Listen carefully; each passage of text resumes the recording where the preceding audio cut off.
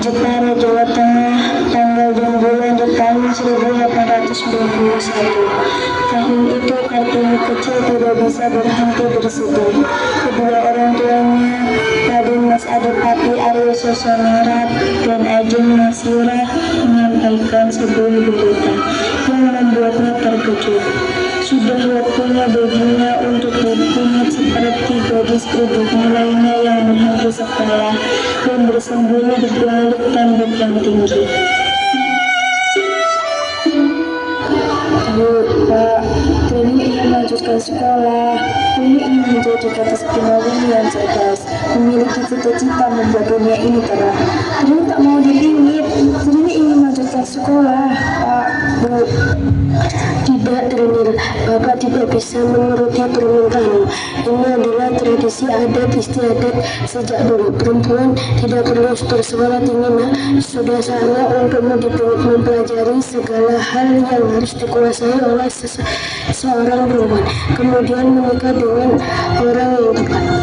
Pak, tidak bisakah sesekali tradisi ini tidak dilaksanakan? Trini, Bapak adalah bupati pemimpin rakyat Jepara. Tidak seharusnya Bapak menghancurkan tradisi kita sendiri. Saya mohon, Bu. Sudahlah, Trini, laksanakan apa yang sudah menjadi tradisi. Kelak kau akan mengerti semua yang dilakukan.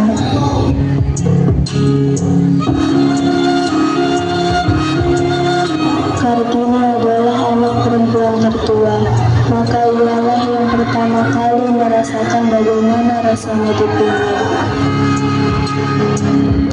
Bagaimana rasanya dipingit, ya? Entahlah, Trini. Yang pasti, tentu saja kau tak bisa terlalu bebas berinteraksi dengan semua orang. Kau akan dikawal kemanapun kau pergi. Aku tak mau dipingit. Aku ingin di sekolah. Tenanglah, Trini. Ibu sudah menjadi adat, dan kita tidak bisa menghancurkannya. Kami akan meminjamkan kau buku agar kau tetap bisa belajar. Aku berjanji akan menjadi guru bahasa Belandamu untuk menggantikan guru lamamu. Terima kasih. Aku sangat menyayangi kalian semua. Perasaanku sekarang sangat kacau. Semuanya terasa seperti di penjara. Sabarlah adikku, kau pasti bisa melalui semua ini. Kau perempuan tangguh, kami yakin itu. Ya, itu pasti. Sebenarnya apa itu dipingit? Entahlah, ibu bilang aku tidak akan sebebas dulu lagi. Kemanapun aku pergi, aku selalu dikawal. Sebenarnya aku tidak masalah dengan ini semua. Aku hanya ingin bersekolah. Aku, Rukmini dan Kartina juga masih bersekolah. Kapan kami akan dipingit? Saat umur kita 12 tahun, Sumatri. Ya kan, Trinin? Kartini sedang duduk di salah satu bangku kayu yang terletak di halaman belakang rumahnya. Tiba-tiba dua gadis berwajah harapan terlihat berjalan dari kejauhan. Kartini memicingkan matanya dan segera tertawa gembira melihat siapa yang datang mengunjunginya. Dua sahabatnya, Rosa, Abindana, dan Stella.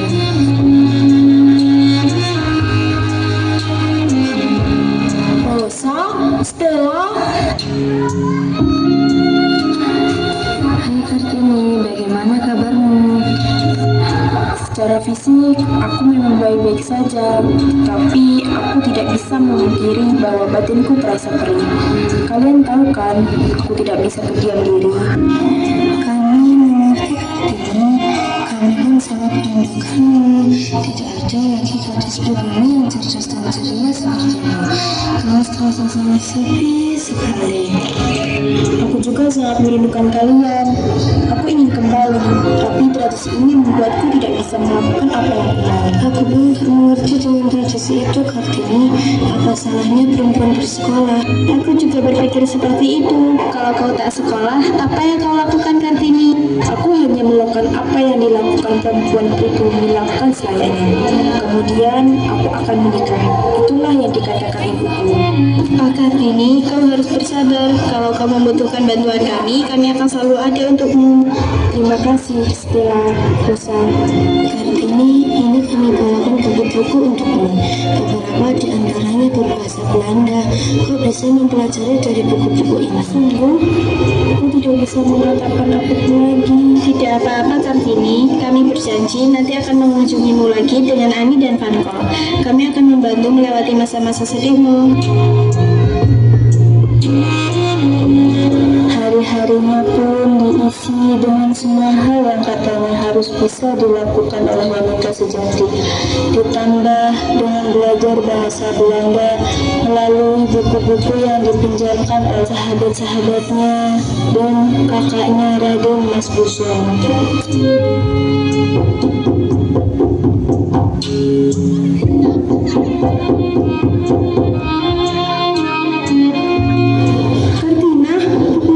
Sumatri, apa yang kalian lakukan di sini? Apa yang kalian lakukan di sini? Trinil, ayo kita pergi. Ayo kita berkeliling Jepara. Kalian tahu kan, kalau aku dipingin, aku harus pergi dengan melawan. Tidak mungkin aku bisa bebas berinteraksi dengan masyarakat. Maka dari itu, jangan sampai kita ketahuan.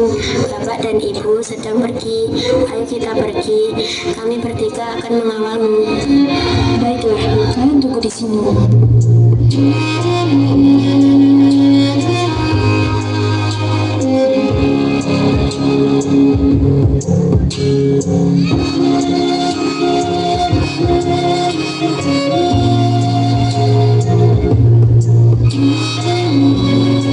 Ada apa Kartini? Ayo kita hampiri wanita-wanita yang duduk di bawah itu. Apa yang mengganggu pikiranmu, Kartini? Ada beberapa hal yang ingin ketahui, Rukmini. Lagi pula apa jika sekali aku berbicara kepada pribumi lainnya? Tidak perlu.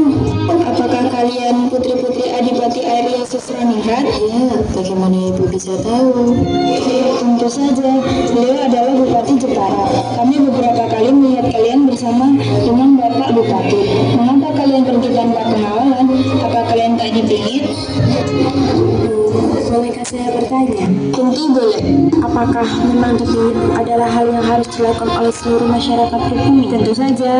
Ini adalah adat sejak zaman nenek moyang kita. Lagi pula dipingit membuat kita bisa menjaga diri dan terus berhati-hati terhadap kaum lelaki yang bukan murim hingga kita menikah. Lalu, apakah ibu bersekolah? Kami hanya rakyat biasa sejak kecil. Kami tidak bersekolah. Yang dapat bersekolah hanya rakyat Belanda dan kaum pribumi. Selain itu, tidak ada yang bersekolah terkecuali laki-laki. Lagi pula, bukannya wanita memang tidak perlu bersekolah. Suatu saat mereka akan menikah dan kembali melakukan hal yang seharusnya dilakukan oleh wanita seperti kami.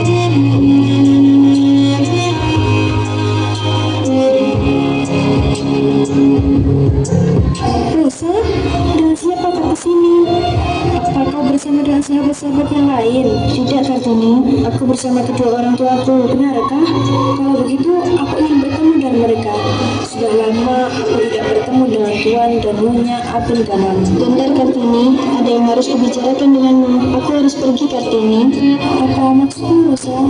Aku akan melanjutkan sekolahku di Belanda. Aku sudah lulus dan ingin meraih pendidikan yang lebih tinggi. Lalu bagaimana dengan Stella, Adi dan Vanko? Mereka juga pergi. Kami akan berangkat. Sebenarnya kami ingin mengajakmu ke Belanda, Kartini. Kami ingin kau meraih cita-citamu. Kami ingin kau melanjutkan sekolahmu, Kartini. Tapi kami sadar bahwa kau tak akan diizinkan untuk pergi. Aku tidak tahu harus berkata apa lagi. Berpisah dengan kalian, Rosa. Kita masih bisa berjalan surat, Kartini. Yakinlah bahwa aku, Ani, Stella, dan Vanko akan selalu membalas suratmu. Akan selalu menceritakan keadaan di luar sana.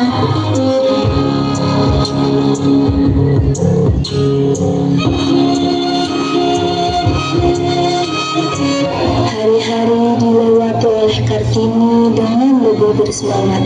Dia selalu berkirim surat dengan sahabat-sahabatnya, termasuk Tuan dan Nyonya Bendalan. Ada banyak hal yang diceritakan oleh sahabat-sahabatnya, termasuk melanjutkan pendidikan melalui beasiswa kedokteran di Belanda untuk Kartini.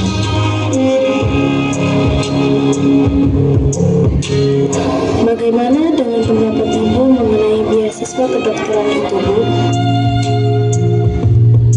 Ibu, untuk apa melanjutkan sekolahmu. Ibu tahu, melanjutkan sekolahmu adalah keinginanmu. Kita melalui beasiswa yang asalnya ibu dan bapak tidak menanggung uang pembayaran. Tapi nak, kau adalah perempuan, kau sudah dewasa. Bagaimana maksud ibu? Mengapa kau tidak menikah saja, Trinil? Ibu, bukankah ibu tahu Trini ingin memiliki cita-cita untuk membuat kaum perempuan bersekolah, untuk membuat kaum pribumi ini mengenyam pendidikan? Jika Trini menikah, maka mimpi Trini tidak akan terwujud. Pernikahan itu hanya menghambat segalanya. Trinil, kau adalah wanita, umurmu sudah cukup. Bahkan biasanya tidak ada wanita berumur 24 tahun yang belum menikah di Cetara. Kau harus sadari itu, Trinil. Sudah saatnya kau berhenti dipingit. Berhenti dipingit, Bu? Tentu apabila kau menikah, kau akan berhenti dipingit, anakku. Karena sesungguhnya pingitan itu untuk melindungimu, untuk melindungi kaum perempuan. Dan kau harus tahu sudah ada seseorang yang ingin meminangmu. Siapa lelaki tersebut, Ibu? Ia adalah Dimas Adipati Aryo Sibujaya Adiningrat Putra Rama. Dia memang pernah menikah 3 kali, namun ibu yakin dia orang yang tepat untuknya. Trinil ingin menemuinya terlebih dahulu, Bu. Ada beberapa hal yang perlu Trinil pertimbangkan. Baiklah.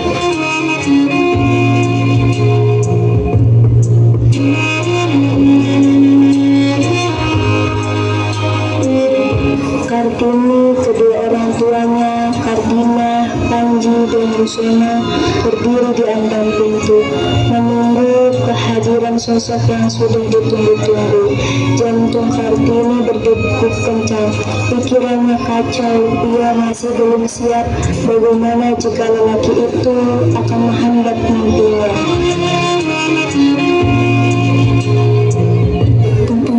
Keluarga Adipati Aryo Sudraningrat sudah mengetahui maksud kedatangan saya ini untuk bertemu dengan Trinil Kecil. Ya. Mohon maaf sebelumnya Adipati Aryo Singgi. Semuanya kami serahkan pada Kartini. Bagaimana jawabannya, kami membiarkan ia mengambil keputusannya sendiri. Lalu bagaimana dengan jawaban Kartini sendiri?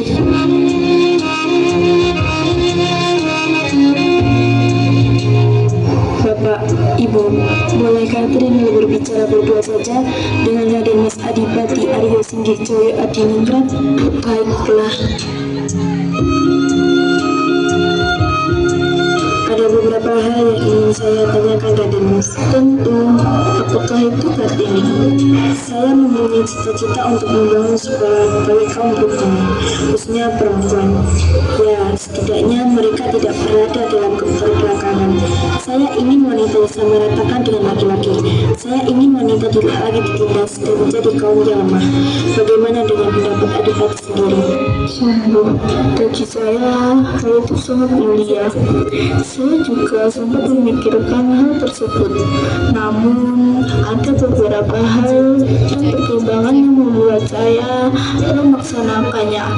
Apabila Kartini ingin melakukannya, lakukan saja. Saya siap mendukung apapun itu.